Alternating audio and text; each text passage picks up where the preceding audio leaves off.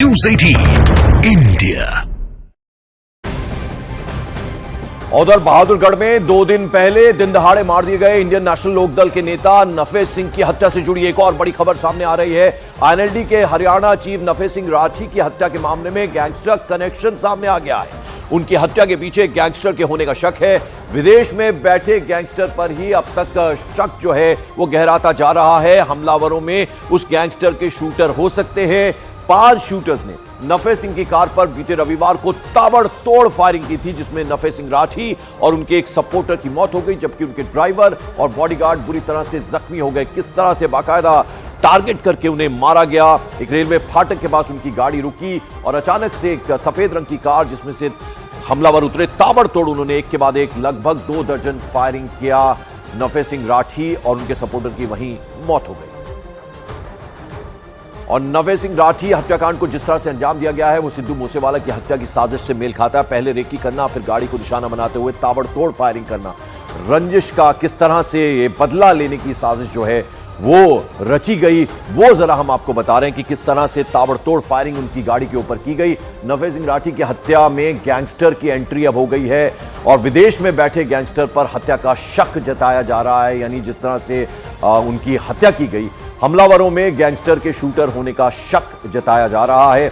Tihar jail में Haryana police ने gangster से बाकायदा पूछताछ की और इस पूछताछ के बाद यह खुलासा हुआ है कि लॉरेंस बिश्नोई और काला जठेड़ी गैंग हत्याकांड में शामिल नहीं है। यह भी खुलासा उनसे जब बातचीत हुई है उससे निकलकर सामने आई है और ये कनेक्शन जो है बाहर विदेश से माना जा रहा है। दीपक बिष्ट हमारे सहयोगी हमारे साथ इस खबर पर जुड़ रहे हैं। दीपक, अब ये जो विदेश में बैठा गैंगस्टर है वो इस हत्याकांड के पीछे, ये खबर अब सामने निकल कर आ रही है।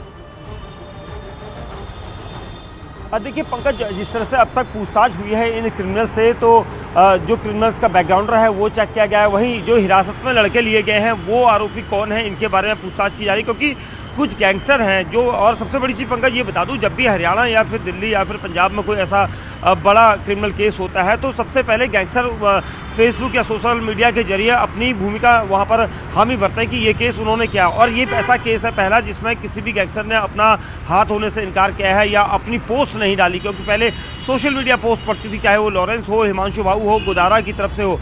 इस केस में ऐसा कुछ नहीं हुआ, लेकिन पुलिस ये मानकर चल रही है कि किसी न किसी गैंगस्टर के शूटर्स का इसमें इस्तेमाल किया गया है, क्योंकि सबसे पहले कि इस पूरे कॉन्ट्रैक्ट किलिंग में कॉन्ट्रैक्ट किलिंग की गई है और उसमें साथ ही एक नहीं बल्कि कई लड़कों का अहम रोल हो सकता है। पुलिस ने एक शूटर्स की लिस्ट बनाई है जो पिछले कई वारदातों में शामिल थे और उसके बाद उस लिस्ट के जरिए ही इस पूरे नेक्सस को खंगालने की कोशिश की जा रही है, क्योंकि 24 घंटे से ज़्यादा का वक्त हो गया है इन्वेस्टिगेशन को किए हुए और उसके साथ ही कई ऐसे लड़के हैं जिनका पता लगाया जाना है। वही तिहाड़ जेल और मंडोली जेल और रोहिणी जेल, ये दिल्ली की ऐसी जेल है जहां पर जो गैंगस्टर हैं वो बंद हैं और उनसे पूछताछ करने का सिलसिला हरियाणा पुलिस ने किया था। एसटीएफ की टीम लगातार उनके संपर्क में है, अधिकारियों की देखरेख में इनसे पूछताछ करेगी, लेकिन अभी तक खुलासा नहीं हुआ है। दीपक जरा ये बताएं, जो परिवार की तरफ से नाम दिए गए थे उन नामों का क्या हुआ?